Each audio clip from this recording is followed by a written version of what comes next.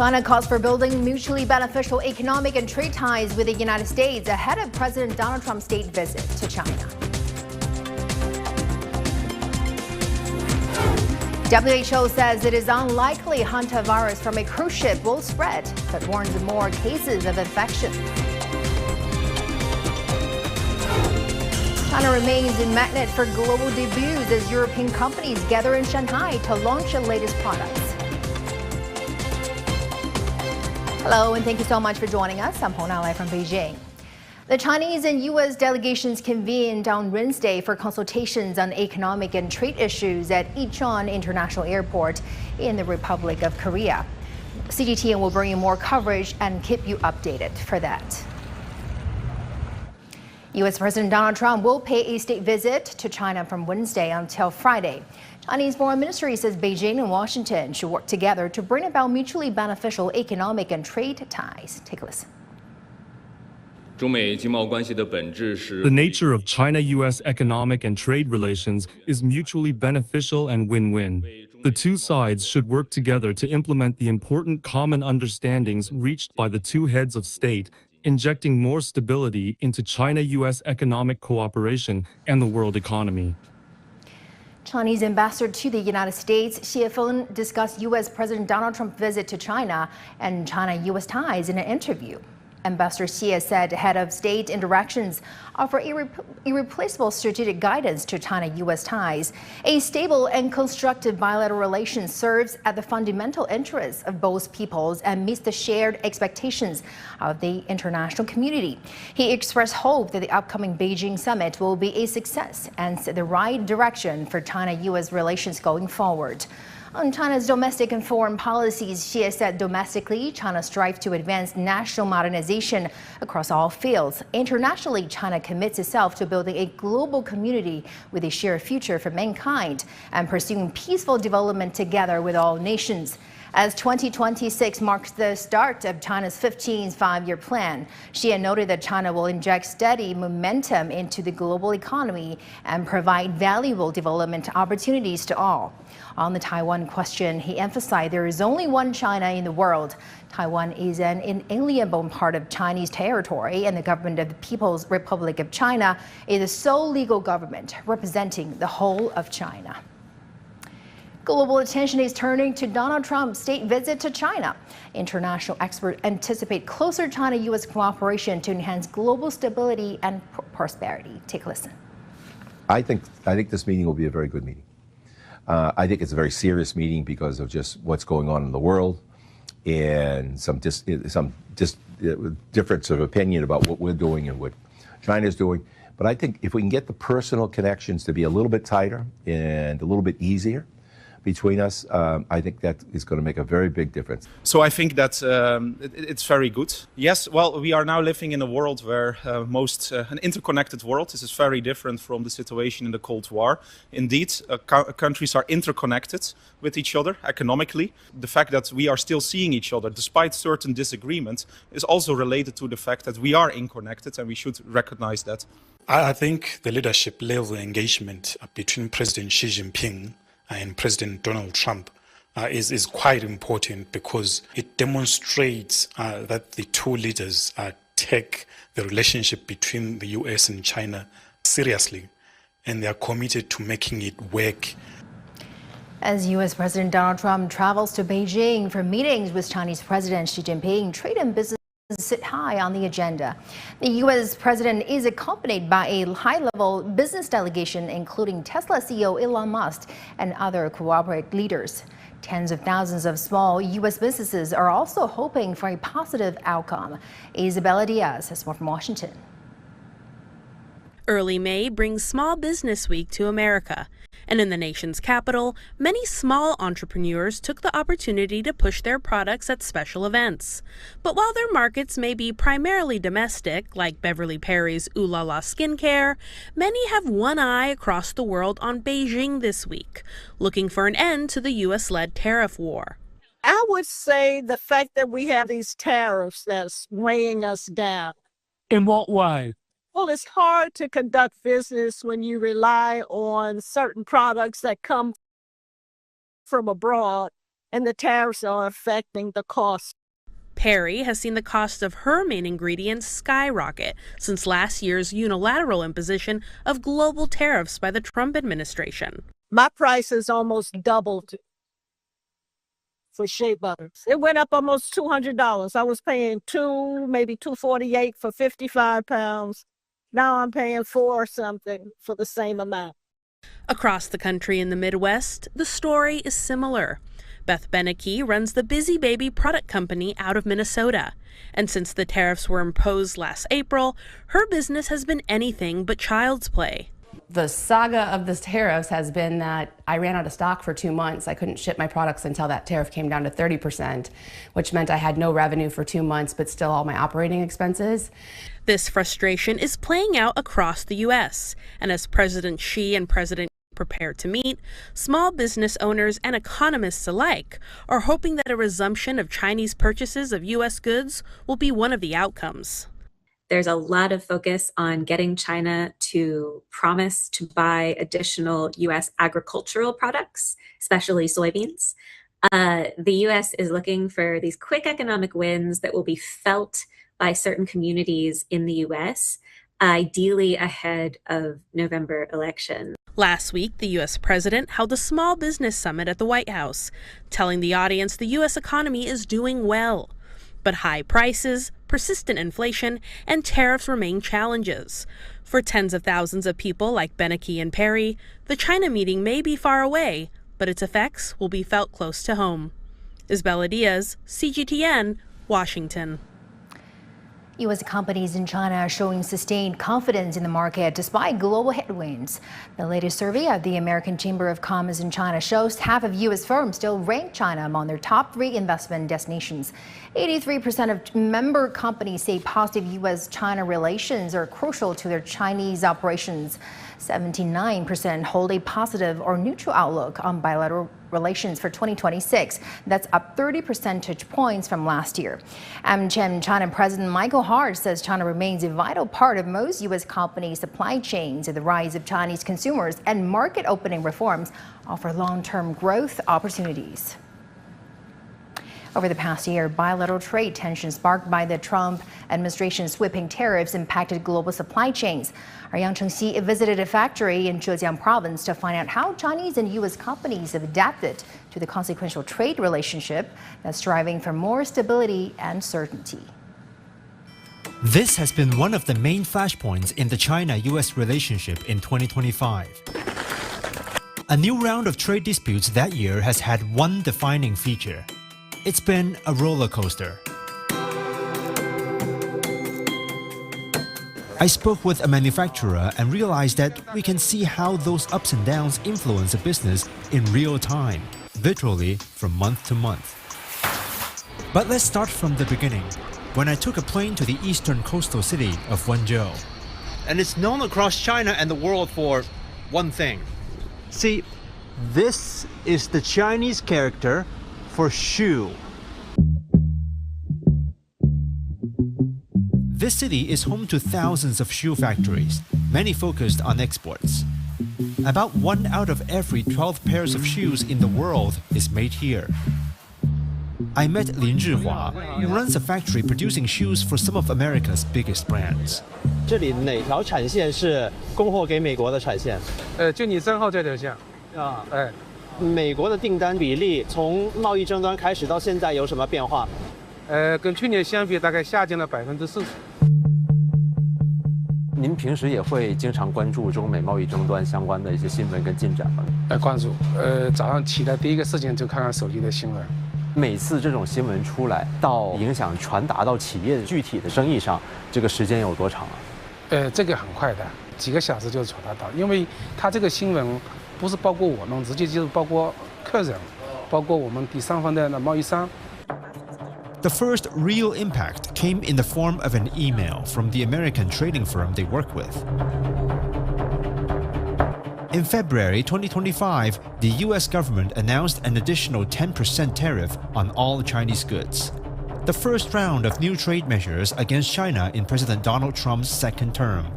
在2月10号收到我们客人的邮件，那让我们给他一定的帮助、一定的支持。其实按说啊，这所有的关税都应该他们承担，出厂之后的一些费用都是客人的了。那这个时候我们就考虑到长期合作关系，所以说就答应他吸收一部分嘛。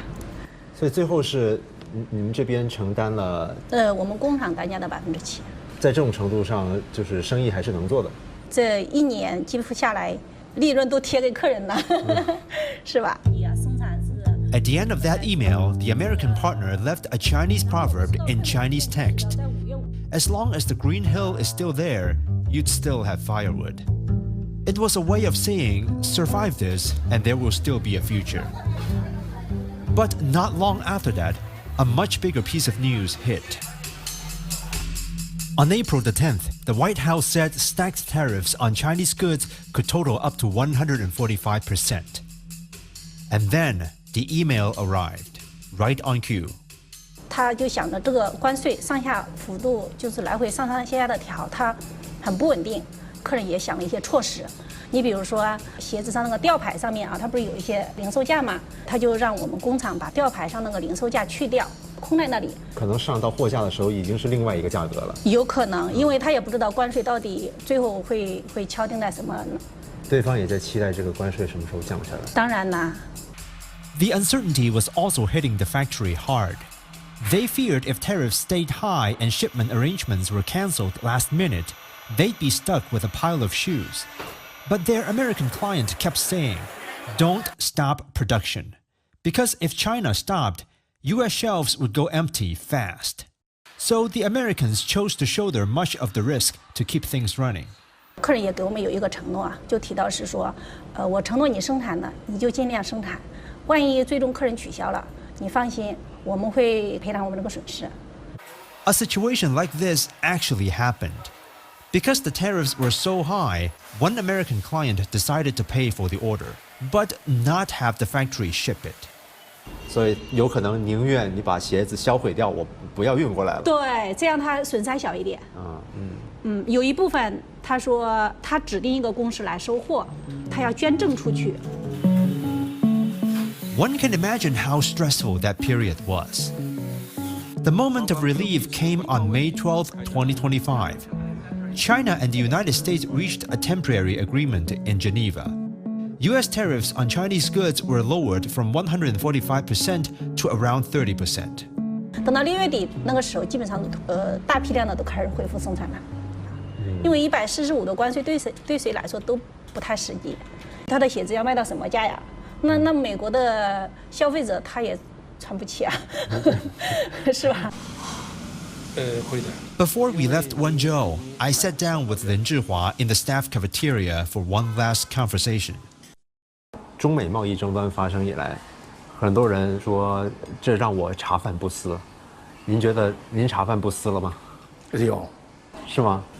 当时是比较急迫的，也确实说真的是太的反复无常了。一个是我们工厂，第二个是贸易公司，第三个包括美国的客人，他们也焦虑。那特朗普马上要访华了，你会关注这方面的新闻吗？不会。其实我也非常期待他们过来，因为过来本身就是一种缓和的象征。这也是您的愿景。是的。I came to Wenzhou expecting to see a factory under siege from American pressure. But as I walked through these rows of sewing machines, the us versus them narrative started to feel like fiction. What I found instead was a kind of quiet solidarity. The Chinese manager, worried about whether American stores would survive, and the US trader, offering to pay for shoes it might have to destroy, just so his partner in China doesn't go under. Perhaps it is like what President Xi Jinping said, that the relationship between China and the United States is like a giant ship. We will inevitably face winds and storms, but we have to steer it together.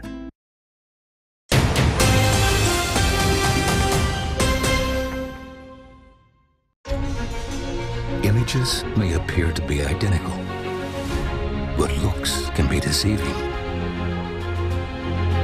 The difference is not always obvious. It has to be discovered.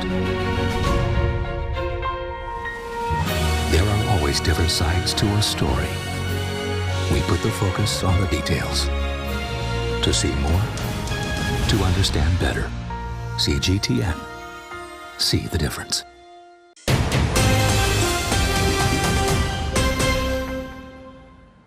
Chinese Foreign Minister Wang Yi has called on Pakistan to step up mediation efforts between Iran and the United States and address issues related to the reopening of the Strait of Hormuz.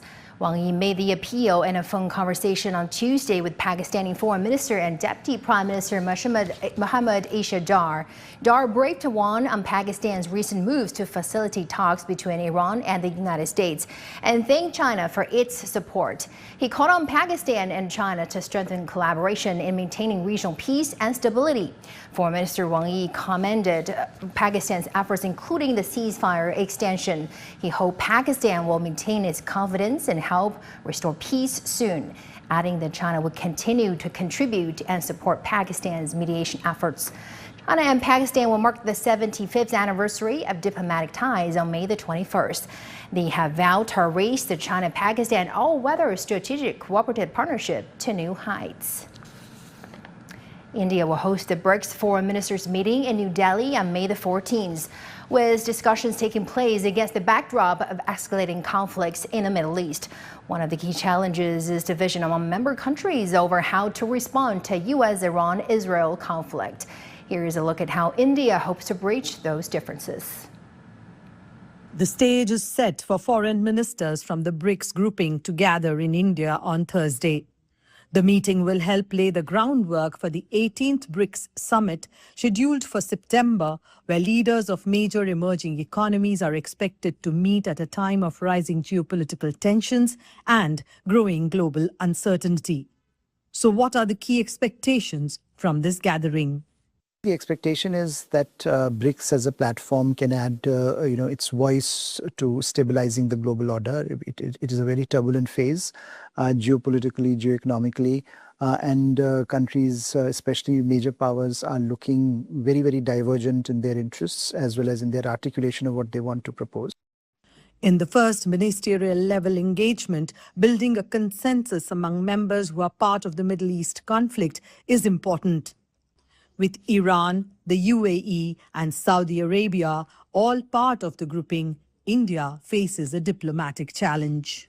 India would be hoping that given its own ties with both Iran and with the Arab states in the Gulf, particularly with the UAE and Saudis, it can navigate and ensure that BRICS at least manages to stand united in face of these challenges. It's a daunting task. Hopefully, there will be a possibility for the Iranians and the Emiratis to talk to each other and to be able to, think about how they can alleviate the suffering of the region and their own in the process. And that's what I think this platform can provide. There are all these big countries who have very good relations with UAE and Iran both, whether it is China, India, or Russia. As chair of the grouping, India is making efforts at the highest diplomatic levels to bridge differences among member states. Prime Minister Narendra Modi is expected to meet Iran's foreign minister ahead of his visit to the United Arab Emirates on Friday. Chairing BRICS for the fourth time, India has adopted the theme Building for Resilience, Innovation, Cooperation and Sustainability for this year's summit. Ravinder Baba, CGTN, Delhi. All countries have quarantined their citizens repatriated from the hantavirus-hit Dutch flag cruise ship MV Hondias. They've also been placed under biological tests and contact tracing. The WHO says it is unlikely the hantavirus will spread from the cruise ship, but warns of more cases. Warren Morris has more from Washington. The final crew members and passengers of the cruise ship at the center of the deadly hantavirus outbreak arrived in the Netherlands early Tuesday. Their arrival marks the end of a complex operation to evacuate 94 people more than a month after the MV Hondias left Argentina. There is no sign that we are seeing the start of a larger outbreak. But of course, the situation could change. And given the long incubation period of the virus, it's possible we might see more cases in the coming weeks. Tuesday, the World Health Organization Director General gave an update from Madrid, calling it a frightening situation. He says all of the passengers who were on board the cruise ship hit by the deadly virus have been evacuated from the vessel and repatriated to their countries. We can say confidently that this phase of the operation was successful. Hours earlier, the cruise ship left the Canary Islands for the Netherlands as health officials in several countries monitor passengers who were on board. The World Health Organization says nearly 150 people from 23 countries were stuck on the ship for weeks, and now it's up to individual countries to determine the best way to prevent further infections. We have this under control, and we're not worried about it. Monday, the head of the U.S. Health Department looking to ease concerns while speaking at the White House. 17 Americans and one British dual citizen who were on the cruise ship arrived in Omaha, Nebraska early Monday morning for evaluation at a special quarantine unit. 2 were eventually transferred to Emory University Hospital in Atlanta for care, with one experiencing symptoms. All of our patients, both in the National Quarantine Unit and in the Biocontainment Unit, are currently asymptomatic. Everyone is being regularly assessed for development of symptoms. The patient in our Biocontainment Unit is being retested for confirmatory testing here in the US to confirm that test is indeed positive. And so right now, everyone's doing well. Walter Morris, CGTN, Washington. China remains a hub for innovation and the top choice for product debuts. Senior CEOs from European multinational companies recently gathered in Shanghai, where they reaffirmed their commitment to the Chinese market with products and brand launches. Ye Qinzhuo has more. The Shanghai government has been working since 2018 to build what it calls a first launch economy. In support of this, the 2026 First in Shanghai campaign features global debuts, exhibitions, and brand events across the city. It runs from March to May. So what makes the city such a powerful magnet for foreign investment? And why are more global debuts taking place here? I've spoken with 2 global executives from Europe about this issue. At Yan'an East Road, a Renaissance-style building now known as the Shanghai Telecom Museum is once again becoming a stage for technological exchange. More than a century ago, it served as the key hub for a Danish telecommunications company that helped shape early communications in China. Today, the company returns to the very place where its China story began, choosing the city as the launch site for its latest innovation. This building was created to remove distance, make it irrelevant, and the technology we are launching today here is this event has exactly the same purpose. Choosing Shanghai reflects more than historical symbolism. As digital technology reshapes how people work, the rise of the one-person company is redefining the relationship between work and workplace. Mobility, flexibility, and seamless communication are now essential rather than optional. These new working models are rapidly taking shape in Shanghai. Barriers between work and workplace are removed aggressively around the globe, particularly strong here in China. Designing for this environment is quite challenging. There's real market demands here in China in terms of appearance, strong appeal of the product, high quality, and also high accuracy. In this environment, a product launch is no longer just a display of new features. It's a real-world test of innovation and responsiveness. For us, it's not just a market we are selling to, it is a market we have actively chosen to improve our product. So we get inspiration for new developments, but we can also prove our product in this market. So for us, it's both. It's an innovation hub, it's a laboratory where we test things. The trend extends beyond technology. This French nutrition and wellness company has also chosen Shanghai for the global product launch. For the French CEO, who has maintained close ties with China for more than 3 decades, Shanghai's appeal lies in the rising sophistication and awareness of its consumers. Chinese mummies are more and more educated, and they know the formula is better and better every year. So clearly it's a challenge for my company to increase the quality of my product. In his view, Shanghai offers a window into how China's consumption trends are changing. Shanghai is a port, it's a platform, it's a hub for business, for culture, for architectures, and you are among the best places in the world to do business and to bring innovation. Looking ahead, the French entrepreneur plans to deepen its presence in China by expanding offline channels and getting closer to consumers. And this will be the investment in the next coming month. and we want to improve our presence on offline market to answer the demand and the needs of the consumer. And in the long term, we clearly believe that the consumption and the education of the Chinese people will help us to strengthen our business. Amid global uncertainty, European companies continue choosing China not only as a marketplace, but also as a source of innovation, resilience, and long-term confidence. Ye Qingzhuo, SMG International for CGTN. As of Tuesday, China's 2026 box office revenue surpassed 14 billion yuan, or about $2 billion, boosted by lower ticket prices thanks to subsidies. Total ticket sales during this year's Labor Day holiday, a key movie-going period, rose 1.5% from a year earlier, while the average ticket price fell 8% to about 36 yuan, the lowest level in 4 years. Subsidies helped drive down prices, with financial institutions and ticketing platforms offering combined 350 million yuan in discounts as of last week. Now let's recap the headlines this hour. China calls for building mutually beneficial economic and trade ties with the United States ahead of President Donald Trump's visit to China. The WHO says it is unlikely hantavirus from a cruise ship will spread, but warns of more cases of infection. China remains a magnet for global debuts as European companies gather in Shanghai to launch their latest products. All right, that's it for now. Thanks for watching. I'll see you soon.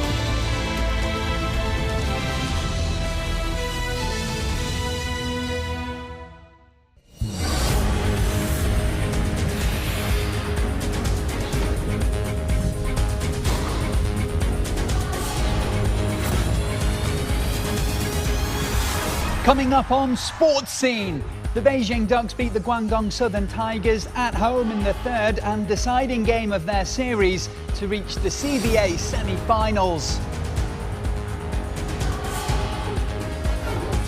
USA diver Sophie McAfee talks to Sports Scene about why her sport holds such a special place in her heart. And the US, Mexico and Canada continue to make their final preparations for the World Cup with 30 days to go.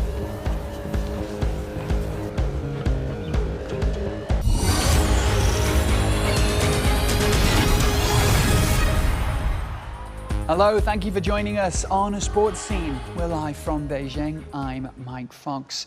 We tip off with basketball from the CBA playoffs, where the Beijing Ducks defeated the Guangdong Southern Tigers 88-73 at home to take their best-of-3 quarterfinal series 2-1 and advance to the last 4.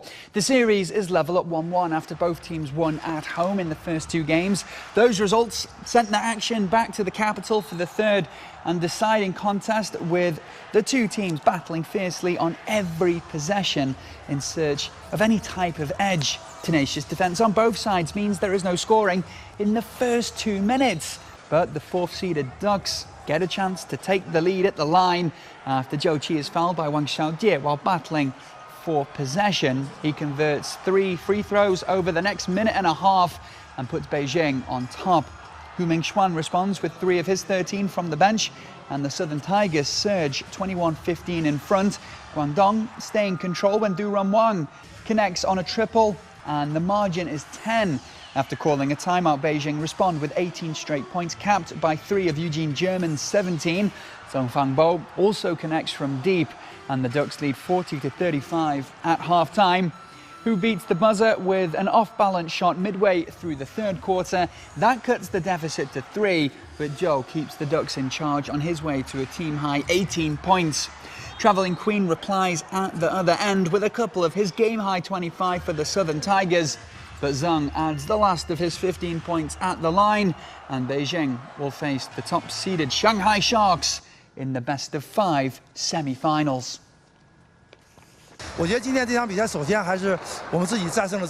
We overcame ourselves under pressure, showed our true level, and won the game. We did a lot of work after our defeat in Game 2.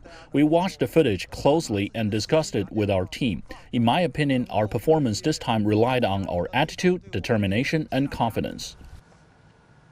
For more basketball, we go to the NBA playoffs, and Victor Wembanyama's game highs of 27 points and 17 rebounds led the San Antonio Spurs to a 126-97 home win against the Minnesota Timberwolves in Game 5 of their Western Conference semi-final series to grab a 3-2 overall lead. Wembanyama avoided a suspension after being ejected from Game 4 when he elbowed Naz Reid in frustration.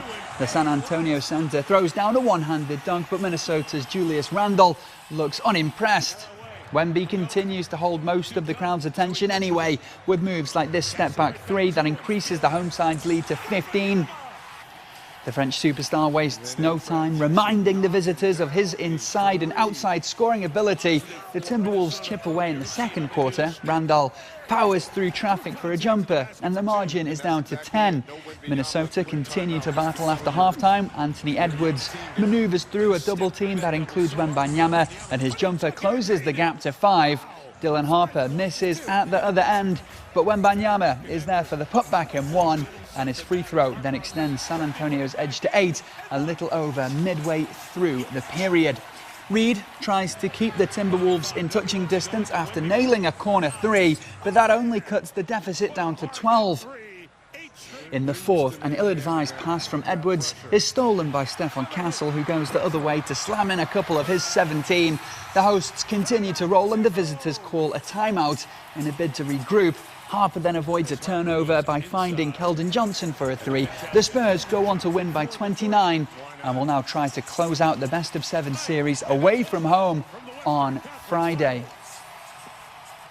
Switching to football, and China are into the last 8 of the Under-17 Asian Cup following a 2-0 win over Qatar in Jeddah. The result has extra significance because it means the PRC will be at the World Cup at this level for the first time since 2005. Well, coming into this one, China had lost their first 2 group games against Indonesia and Japan with 0 points. They need a win to have any chance of advancing.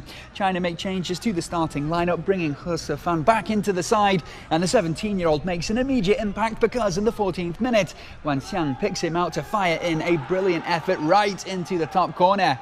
China not only need to win, but they need to do it by at least 2 goals to leapfrog Qatar in the group. They keep pushing, and in the 71st minute, they get their second. Wan is the provider again this time. His cross finds Jiang Bolin to head in. Elsewhere in the group, Japan beat Indonesia. That leaves China, Qatar and Indonesia all tied on 3 points. The tie-break comes down to head-to-head results, so China edge the other 2 on goal difference and finish second.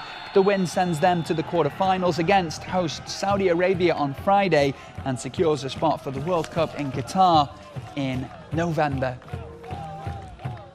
Al Nassr were seconds from their first Saudi Pro League title since 2019, only to be denied by a catastrophic error from keeper Bento in a 1-1 draw with Riyadh rivals Al Hilal at home. Al Nassr can still win the league with a win on the final day of the season.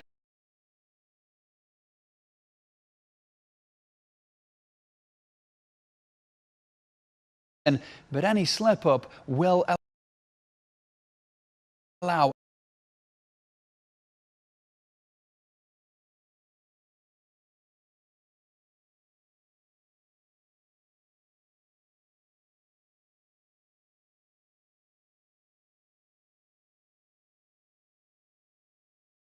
Al Hilal back into contention as they have 2 games in hand. Al Nassr have a 2-point lead prior to kick-off, and victory here will give Ronaldo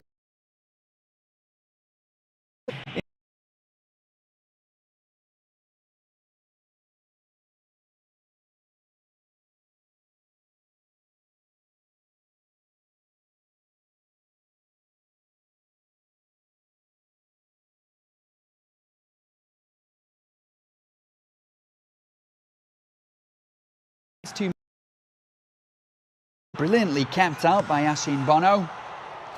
Al Nassr should make it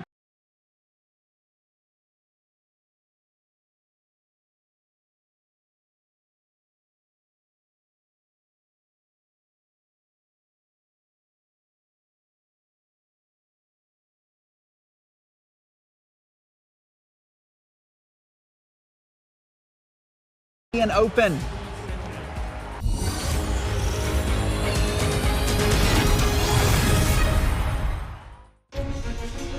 Images may appear to be identical, but looks can be deceiving. The difference is not always obvious. It has to be discovered. There are always different sides to a story. We put the focus on the details. To see more, to understand better. CGTN. See the difference.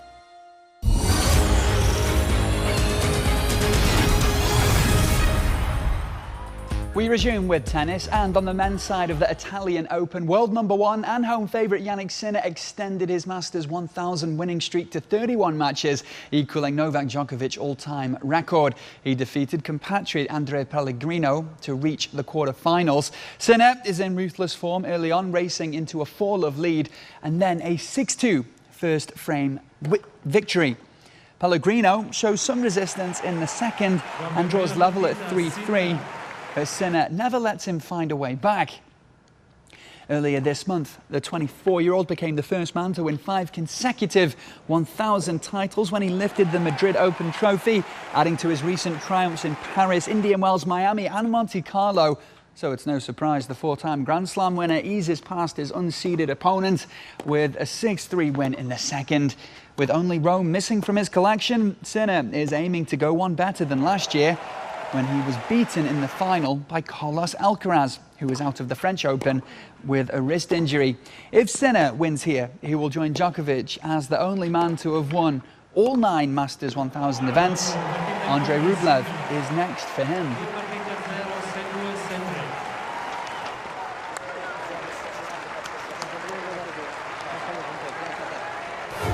In other action, another home hope, Luciano Darderi shocked second seed Alexander Zverev in 3 to reach the quarterfinals, and that's despite Germany's Zverev winning the first frame 6-1.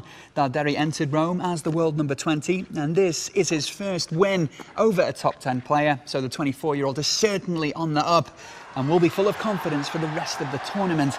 He gets level with a win in the second set tiebreak and then romps to a 6-love victory in the decider. The defeat ends Zverev's bid to reach the quarterfinals at all 5 Masters 1000 events of this season, a feat achieved in the past 35 years only by Rafael Nadal, Novak Djokovic and Roger Federer. As for Darderi, next up for him is Rafael Nadal. On the women's side, Coco Gauff came from a set down for the 8th time this season to beat Mira Andreeva in the quarterfinals. Andreeva draws first blood in the opener. The 18-year-old gets her first serve going and holds steady in the key games, winning the frame 6-4. But the American fights back in the second. She breaks twice to go up 3-1 on her way to cruising through the set 6-2. The decider, meanwhile, is a wild ride. Gauff breaks on her 4th chance to go up 3-1 en route to a commanding 5-1 lead after some pulsating tennis from the pair. A real treat for the crowd in Rome to watch these two at the top of their game. Tremendous stuff. However, the Russian teenager doesn't go away. She claws all the way back to 5-4 before sending a forehand long, which means Gauff converts her 5th match point to close out the match. The win extends her head-to-head record against Andreeva to 5 without loss. And next up for her in the semi-finals will be Sorana Cîrstea. That's because Cîrstea continues to prove that age is indeed just a number in her quarter-final. The 36-year-old is having a brilliant time on her farewell tour, and here she rallies to win the first set 6-1 against former French Open champion Helena Ostapenko. The Latvian tries to fight back in the second, pushing it to a tiebreak. But Romania's Cîrstea, who already stunned world number 1 Arina Sabalenka in the 3rd round, does not let up. She dominates the extra frame to seal the match and book her spot in the semi-finals. She plans to retire later this year and is now just 1 win away from cracking the top 20 for the first time. Better late than never. I always said there is no expiration date for ambition and dreams, and I think everyone can see that I absolutely love this sport. I have so much passion for it, and for me to play here and be in semi-final in Rome, it's absolutely amazing. To cycling now, and at the Giro d'Italia, Jonathan Narvaez powered to the line to win stage 4, with Giulio Ciccone grabbing the leader's pink jersey after finishing 3rd. The first real shake-up of this year's race comes as the Giro returns home to Italy after 3 opening stages in Bulgaria. Orlios Ayular hits the front ahead of Ciccone, but Narvaez comes from behind and leaves the Venezuelan in his wake. It's Narvaez's 3rd career Giro stage win, his first since a crash at the Tour Down Under in January. On the long climb to Cosotuno, Ayular's Movie Vista teammate sets the pace for him, reeling in a 6-rider breakaway and dropping most of the sprint favourites, including overnight leader Guillermo Thomas Silva. The Uruguayan has no answer on the climb and finishes more than 12 minutes down, handing the pink jersey to Ciccone, who grabs it on bonus seconds at the finish and in the earlier sprint. Narvaez's teammate Jan Christian moves into 2nd overall, 4 seconds behind Ciccone. Australia's Caden Groves abandons the race, still hurting from a crash at the end of stage 1. Wednesday's stage 5 is a 203-kilometre hilly ride from Praia e Mare to Pontezza. I think it's really big for me, this victory here, coming from 3 months training in Ecuador. I want to send thanks to my family, my wife, my team. They've been a great support in this time. Stay here with Sports Scene. The World Cup countdown continues. The US, Mexico and Canada continue to make their final preparations for the tournament with 30 days to go.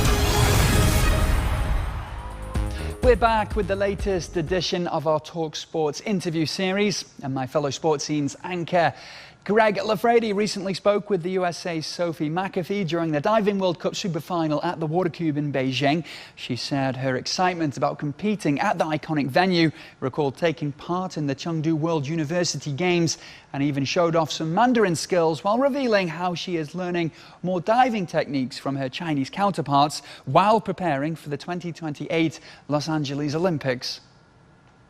Sophie, thank you so much. Great to meet you.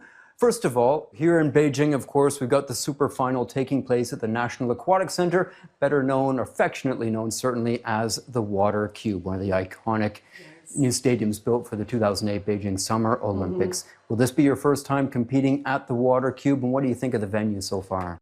It is my first time, and I'm so stoked to be here. Everyone knows about the Water Cube, and it's like everyone wants to dive there, get the chance to compete there. Iconic is the perfect word for it. I mean, it's historic. Everyone knows about it, and I feel really lucky and grateful that I get to compete at such a remarkable venue.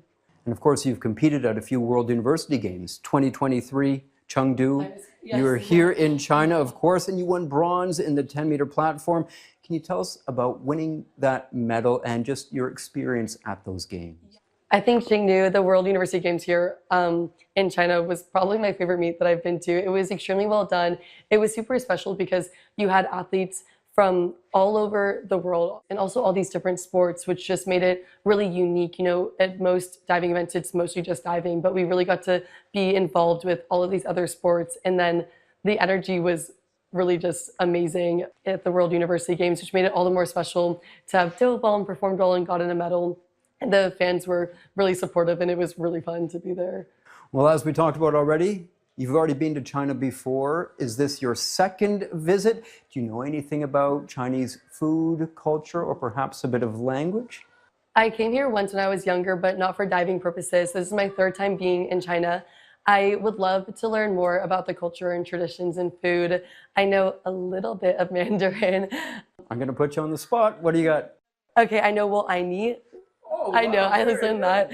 And, you know, little phrases like "Zhao Sheng Hao," and this might be random. I know "Fei Hong So," which I think is pink, if I said that correctly. Yes. Okay. And "Zai Zhen," little things. "Ni hao ma," of course, "Xie xie." Wow. Little phrases to keep us going here. But yeah, I would love to learn more and explore more about this country. China, of course, has been dominating diving. Actually passed the USA for the most Olympic diving goals just at Paris 2024.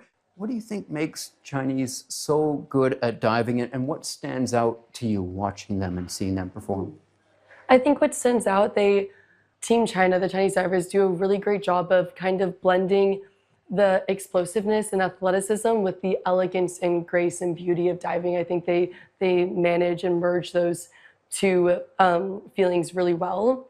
And I think that's what just creates this flawless looking dive. And they all have really beautiful entries. Now, you've been competing against Chinese for many years, certainly. Have you learned anything directly or indirectly from your competitors? We take a lot of video and film. We like to study it a lot in the US. And we, of course, are filming all of the Chinese divers. They have really beautiful technique. And so sometimes we'll compare it to ours. And I definitely am learning the specific technical attributes of them and trying to apply it to my own diving. If given the opportunity, would you want to train with the Chinese team? Is there ever an opportunity for crossovers like this, an exchange of ideas, or are people pretty, at the national level, certainly pretty set in keeping their secrets in-house?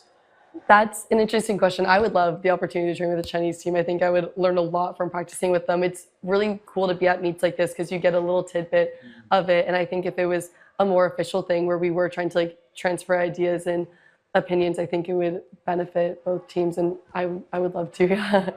Sport is this wonderful vehicle, of course, for bringing people together in so many different ways. Can you talk a bit about the power of sport in bridging cultures and language gaps and just helping bring different communities together? Yeah, I think it's one of the most beautiful things about sports, and it's one of my favorite things that I get to come to an entirely different world at a meet like this and just get to experience all of these different cultures and traditions. And, you know, you see people from all around the world, and we really just get to embrace that and get a taste of it that most people don't normally get. And so I do think it's wonderful and a really beautiful thing about sports that we can, like you said, bridge these different differences. And yeah.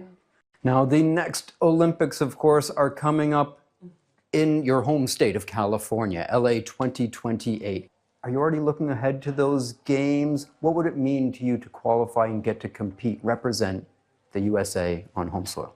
It would mean everything to me. I mean, you're training for the Olympic Games your entire diving career, at least I was, and I'm definitely looking ahead for that already. You know, our long-term goals are the Olympic Games, and so we have short-term goals now, just baby steps to get there, but definitely looking ahead in the future for that. My first pool I ever dove at is the pool that the Olympic Games are going to be held at, the Rose Bowl Aquatics. Obviously, they're redoing the venue, but it would be a really beautiful full circle moment to compete for Team USA in the United States, also at my first pool. Would be truly incredible. Sophie, thank you so much. We wish you all the best in your future endeavors, and we'll be looking forward to seeing you hopefully at LA 2020. Thank you so much. Thank you for having me. Host cities in the US, Mexico and Canada continue to make their final preparations with 30 days left until the World Cup. That includes officials and host committee members in the San Francisco Bay Area who marked the countdown with a flag-raising ceremony in Santa Clara. Today is about pride.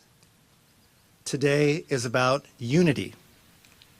And today marks a major milestone that we are officially just 30 days away from the FIFA World Cup 2026, and the Bay Area is ready.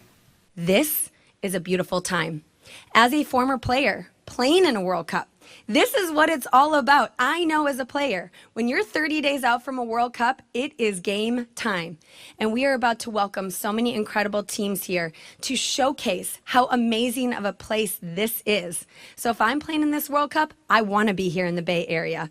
The food, the places to visit, the people, the community, this is what it's all about. The playing surface at the SoFi Stadium in LA is yet to be installed. The venue will be known as the Los Angeles Stadium during the tournament and is set to host 8 matches, including a quarterfinal. Grass for the pitch is being transported from Washington State and will be installed in the coming days. The United States will open their campaign at the stadium against Paraguay on June 12th.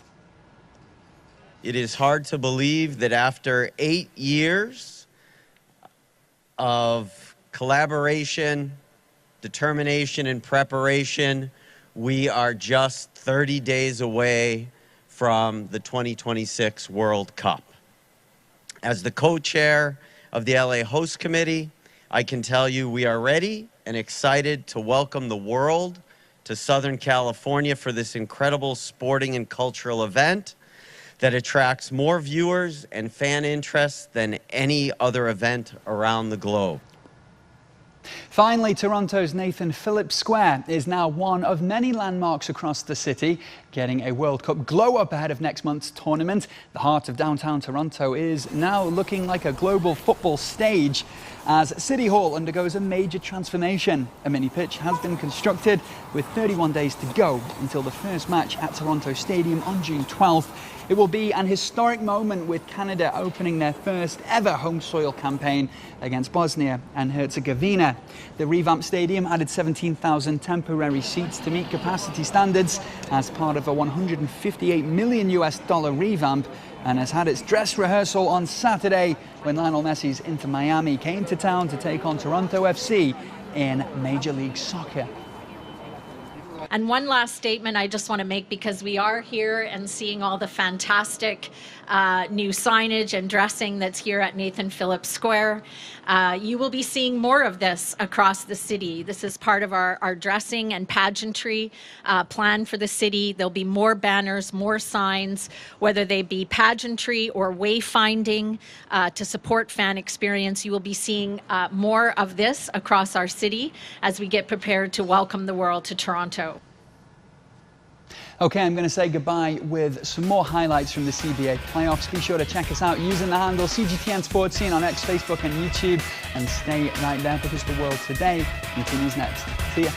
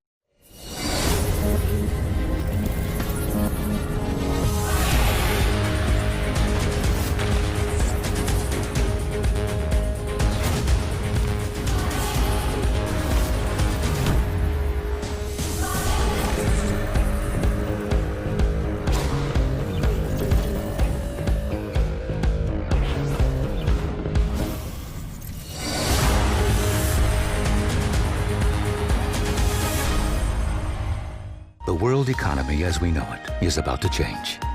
Global business reports highlight emerging markets, developing countries, and dynamic sectors worldwide. We feature top analysts and newsmakers to provide perspectives on every facet of business. From an on-the-ground perspective, we provide you with balanced and objective assessments.